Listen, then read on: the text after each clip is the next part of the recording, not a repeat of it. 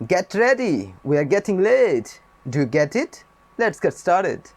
Hello, this is Rubel, your English learning mate from LearningMate Rubel. So আজকে বুঝতেই পারছেন আমরা কি শিখব। Of course, the word get.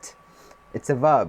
So এটা get মানে পাওয়া আমরা সবাই জানি, কিন্তু এ পাওয়ার বাইরে গিয়েও get দিয়ে অনেক কিছু বোঝানো হয়, অনেক কিছু মিন করে গেটে।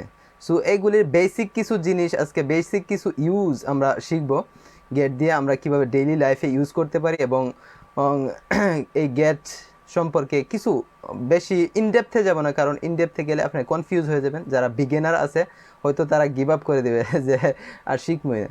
তো আমি তাদেরকে এরকম ডিপ্রেশনে ফেলাইতে চাই না বা গিভ আপ করাতে চাই না। তো এই কারণে বেশি কিছু না, যেগুলি আমাদের দরকার বর্তমানে মানে শিখা অ্যাজ এ বিগিনার, এতটুকুই আমরা জানবো। সো গেট মানে পাওয়া, এটা একটা এক্সাম্পল হয়ে যাক ইংলিশে, যে ছোটোবেলা যখন আমি কোনো একটা অনুষ্ঠানে যাওয়ার জন্য বা কোনো ঈদের সময় নতুন কাপড়ের জন্য, প্যান্টের জন্য আমার আম্মার কাছে বারবারে কইতাম, কি গো বিড়ি দিতা না গো, মানে কান্নাকাটি করতাম। তখন আমার আম্মা বলতো যে সুবুর কর রুবেল, সুবুর কর, ফাইবি সময় মতো ফাইবি। তো এটা যদি আমি ইংলিশে কনভার্ট করি তাহলে be patient Rubel, be patient, you will get it in time.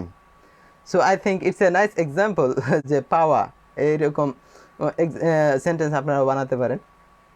So এ পাওয়া বাদ দিয়েও আরও অনেক কিছু মিন করে গেট দিয়ে। কোনো কিছু খোঁজা বা কাউকে কোনো কিছু কিনে দেওয়া বা কোনো কিছু নিয়ে আসা, এগুলিও মিন করে। এগুলি এক্সপ্রেশন যদি আমরা এক্সাম্পল দিই, do you get it, it means do you understand it. So এখানে বোঝার ক্ষেত্রে ইউজ হয়েছে যে তুমি এটা বুঝতে পারছো কিনা।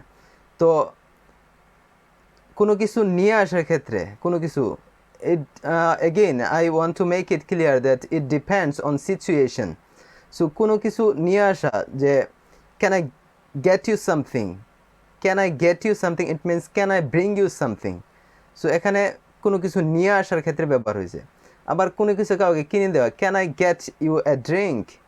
সো এখানে বাই কোনো কিছু কিনে দেওয়ার ক্ষেত্রে, ড্রিঙ্ক এখানে ড্রিঙ্ক বলতে বোঝা হয় মদ বা অ্যালকোহল। সো আই থিঙ্ক ড্রিঙ্কের জায়গার মধ্যে বা সফট ড্রিঙ্ক এটা আপনি উল্লেখ করতে পারেন নাম, বা কফি যদি ইউজ করি আমরা তাহলে it would be an appropriate sentence or example. So ড্রিঙ্কের জায়গায় কফি ইউজ করতে পারেন, but again it depends on the situation.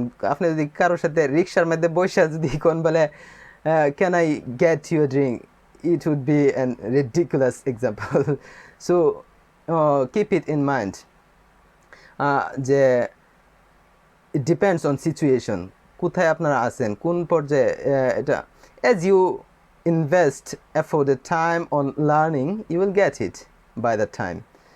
So এখন বর্তমানে আপনারা যারা বিগিনার আছেন তারা এগুলি জানা, আই থিঙ্ক এতটুকু জানলেও চলবে, বেশি জানার দরকার নেই, বেশি ইনডেপথে যাওয়ার দরকার নেই।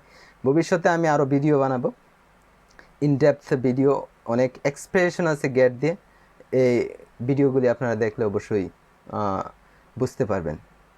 So I hope you enjoyed this video. If you like this video, hit the like button, and if you are watching on Facebook, then like the page. If you are watching on YouTube, then subscribe my channel for the future videos. And if you have any question related to this video, then do not hesitate to ask me in the comment section below. So এটাই ছিল আজকের lesson. So thank you so much for watching, and I'll see you in the next video. Till then, bye.